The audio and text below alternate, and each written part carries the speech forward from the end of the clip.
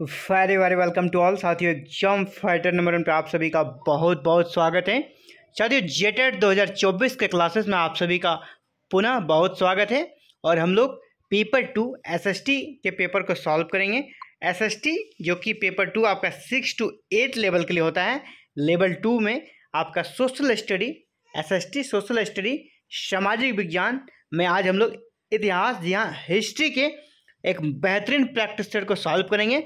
और बिल्कुल ये जो प्रैक्टिस सेट होगा आपके नए सिलेबस के अकॉर्डिंग होगा, है ना। जो नया सिलेबस डाला गया है उसके अकॉर्डिंग प्रैक्टिस सेट होगा। और बार बार जो किसी न किसी टेट एग्जाम में ये प्रश्न आते हैं और पूछे जाते हैं, उन प्रश्नों के बारे में हम लोग डिस्कस करेंगे। सॉल्यूशन के साथ साथ डिटेल में डिस्कशन भी होगा, यानी लेक्चर्स भी आपको मिल जाएगा इसी एमसीक्यू प्रैक्टिस सेट सॉल्विंग के दौरान। चलिए स्टार्ट करते हैं और सॉल्व करते हैं। पहला प्रश्न आप सभी के लिए, ईस्ट इंडिया कंपनी के शासन के दौरान राजस्व बंदोबस्त के अंतर्गत राजस्व एकत्र करने और उसके कंपनी को अदा करने की जिम्मेदारी गांव के मुखिया को सौंपी गई, है ना। ईस्ट इंडिया कंपनी के शासन के दौरान किस राजस्व बंदोबस्त, यानी कौन सा बंदोबस्त अंग्रेजों ने किया था जिसके अंतर्गत प्रावधान क्या किया गया, राजस्व एकत्र करने, यानी जो टैक्स वसूली होगा उसका जिम्मेदारी गांव के मुखिया को दिया गया। यानी प्रश्न को समझिए, ईस्ट इंडिया कंपनी के शासनकाल के दौरान कौन सी बंदोबस्त व्यवस्था थी, यानी कौन सी राजस्व व्यवस्था थी जिसके अंतर्गत जो टैक्स वसूल करने की जिम्मेदारी अंग्रेजों ने गांव के मुखिया को सौंपी थी। प्रश्न समझ गए आप। जमींदारी बंदोबस्त, अस्थाई बंदोबस्त, रेतवाड़ी या महलवाड़ी। देखिए जमींदारी व्यवस्था में ये आपके जमींदार टैक्स वसूलते थे, ठीक है। इसी को अस्थाई बंदोबस्त भी कहा जाता था। जमींदारी और अस्थाई बंदोबस्त एक ही हुआ, यानी जमींदार टैक्स वसूलते थे। यहाँ कह रहा है क्या, गांव के मुखिया, यहाँ गांव के मुखिया नहीं थे। रैयतवाड़ी में आपका सरकार सीधे टैक्स लेती थी, यहाँ पे बीच में कोई भी बिचौलिया नहीं था जमींदार जैसा। रैयतवाड़ी भी नहीं, तो महलवाड़ी था। महलवाड़ी में गांव के मुखिया टैक्स वसूल करके पूरे गांव में जो बंदोबस्त राजस्व बनता था, टैक्स बनता था, भू राजस्व, वो वसूल कर अंग्रेजों को देते थे। तो कौन सी व्यवस्था थी जिसमें कि अंग्रेजों के द्वारा भू राजस्व वसूल करने की जिम्मेदारी गांव के मुखिया को दी गई थी, तो वो था हमारा महलवाड़ी बंदोबस्त। इसके जनक किसे माना जाता है, हॉल्ट, मैकेंजी और मार्टिन को। हॉल्ट, मैकेंजी और मार्टिन को माना जाता है।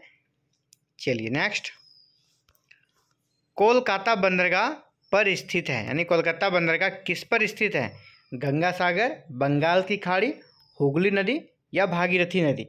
कोलकाता बंदरगाह जो है ना आपका हुगली नदी पर स्थित है, सी नंबर। नेक्स्ट अगला प्रश्न है, 19वीं सदी में ब्रिटेन के औद्योगिकरण के साथ निम्नलिखित में से कौन सा परिवर्तन हुआ। 19वीं सदी में ब्रिटेन में औद्योगिकरण हुआ, औद्योगिक क्रांति आई थी। इसके साथ निम्नलिखित में से कौन सा परिवर्तन हुआ, औद्योगिकरण के बाद कौन सा परिवर्तन हुआ। भारत ब्रिटिश औद्योगिक उत्पादों के लिए बड़ा बाजार बन गया। भारत बड़ा बाजार बन गया और उनके उत्पादों के लिए। जी हाँ, ये तो सही लग रहा है। भारत में अनेकानेक उद्योग स्थापित हुए। जी नहीं, यहाँ पे उद्योग तो उन्होंने स्थापित ही नहीं किए। सारे उद्योग कहाँ थे, इंग्लैंड में, और उनसे जो प्रोडक्शन होता था उसको भारत में बेचते थे। यानी भारत को सिर्फ बड़ा बाजार के लिए उन्होंने यूज किया था। अगला देख लेते हैं, भारत ब्रिटिश उद्योगों को कच्चे माल की आपूर्ति करने वाला प्रमुख देश बन गया। जरूरी नहीं था, कच्चे माल ले जाते थे, लेकिन ऐसा नहीं कि प्रमुख देश बन गया, है ना। कच्चे माल की आपूर्ति करने वाला प्रमुख देश नहीं था। ऊपर से कच्चे माल की जो आपूर्ति की जाती थी उसको इस तरह से देख नहीं सकते जैसे आज हम लोग किसी देश को अगर निर्यात करते हैं कच्चा माल, वहाँ तो सारा टर्म एंड कंडीशन अंग्रेज ही निर्धारित करते थे। यानी कच्चा माल यहाँ से जाता जरूर था, लेकिन उसके एवज में जो उन्हें मिलनी चाहिए राशि, दाम, मूल्य, वो कुछ मिल नहीं पाता था। नेक्स्ट, भारत में ब्रिटिश उद्योगों को सस्ते मजदूर उपलब्ध करवाए। भारत ने ब्रिटिश उद्योगों को सस्ते मजदूर उपलब्ध कराए। यहाँ देखिए सब मजदूर तो खत्म हो गया। अब मजदूर के जब औद्योगिकरण का ज़माना आ गया, सारा काम मशीन से होने लगा, तो मजदूर उपलब्ध कराने की कोई बात ही नहीं रही। मजदूरों का तो छटनी हुआ। तो ऑप्शन ए ही आपका सही लग रहा है कि भारत जो है ब्रिटिश उत्पादों के लिए बड़ा बाजार बन गया, यही सही लग रहा है। नेक्स्ट, भू राजस्व के कौन से समझौते में राजाओं और तालुकदारों को जमींदारों के रूप में मान्यता दी गई। भू राजस्व के कौन से समझौते में राजाओं और तालुकदारों को जमींदारों के रूप में मान्यता दी गई। तो अभी हम लोगों ने डिस्कस किया कि जमींदार टैक्स वसूलते थे किस में, अस्थाई बंदोबस्त में, ए नंबर। और यह जमींदार कौन थे, जो छोटे मोटे राजा हुआ करते थे और जिसे हाल ही में गद्दी से हटाना पड़ा था। जो तालुकदार थे, जमींदार थे, उन्हें ही कह सकते हैं यहाँ पर अस्थाई बंदोबस्त में टैक्स वसूलने की जिम्मेदारी दी गई थी।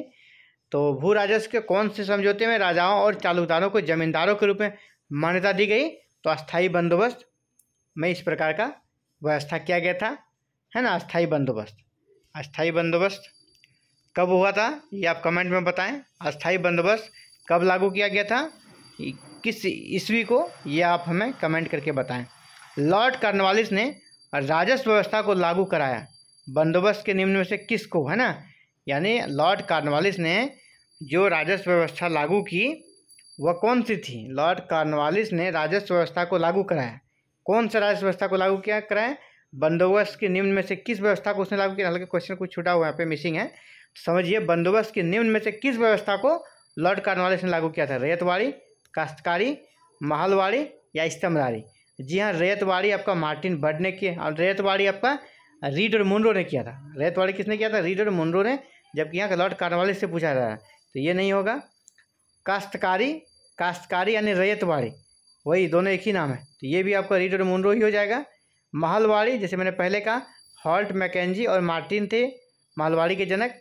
तो स्तंभरारी बचता, स्तंभरारी को ही दूसरा क्या कहता है, अस्थाई। स्तंभरारी बंदोबस्त और अस्थाई बंदोबस्त क्या है, एक ही है। स्तंभरारी और अस्थाई बंदोबस्त दोनों एक ही है, अलग अलग नहीं है। तो लॉर्ड कॉर्नवालिस ने राजस्व व्यवस्था को लागू किया, कौन सी व्यवस्था को लागू किया, तो स्तंभरारी को लागू किया था, जिसे अस्थाई बंदोबस्त भी कहा जाता है। तो ऑप्शन डी आपका आंसर होगा। नेक्स्ट, निम्न में से कौन सा सुमेलित है ना। इसमें से एक ही सुमेलित है, बाद बाकी सब गलत हैं। तो कौन सा सुमेलित है आपको ये बताना है। लॉर्ड कॉर्नवालिस, अस्थाई बंदोबस्त, अभी हमने देखा है तो ये तो आपको सही मिल गया शुरू में ही। बाद बाकी को देख लेते हैं।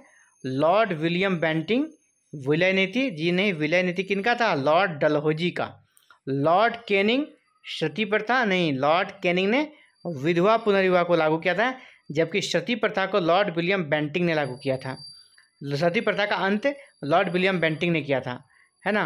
और आपका कैनिंग ने विधवा पुनर्विवाह को लागू किया था 1856 में। लॉर्ड डलहौजी सहायक संधि, जी नहीं, सहायक संधि आपका लॉर्ड वेलेस्ली का था, लॉर्ड वेलेस्ली का। और डलहौजी का क्या था, हड़प नीति, इसी को विलय नीति बोलते हैं। तो समझ गए। तो राइट आंसर क्या हो जाएगा, कौन सा ऑप्शन सही है, लॉर्ड कॉर्नवालिस, अस्थाई बंदोबस्त, ये बिल्कुल सही है।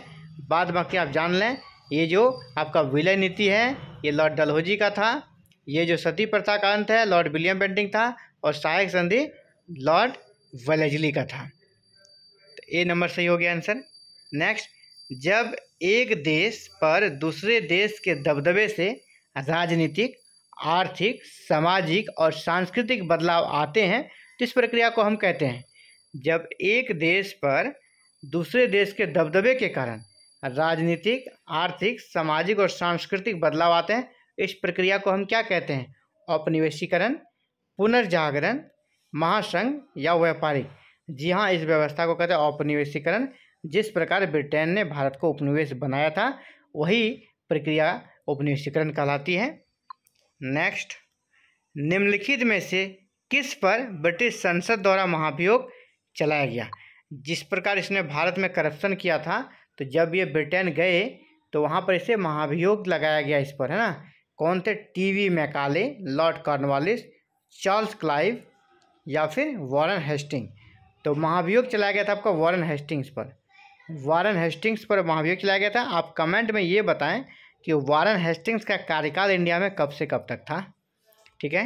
नेक्स्ट, अगला प्रश्न, वह स्थान जो किसी समय फ्रांसीसी उपनिवेश था, निम्न में से वह स्थान जो किसी समय फ्रांसीसी उपनिवेश था, जब अरविंद आश्रम की मंजिल है, कौन सा है।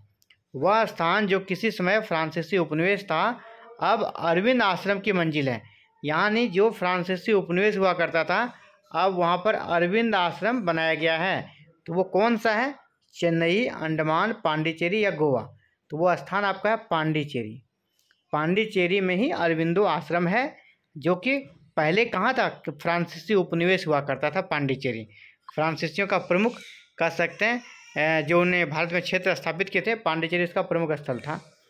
अगला है, राजाओं के पुत्र न होने की स्थिति में भारतीय राज्यों के अधिग्रहण की ब्रिटिश नीति क्या कहलाती थी।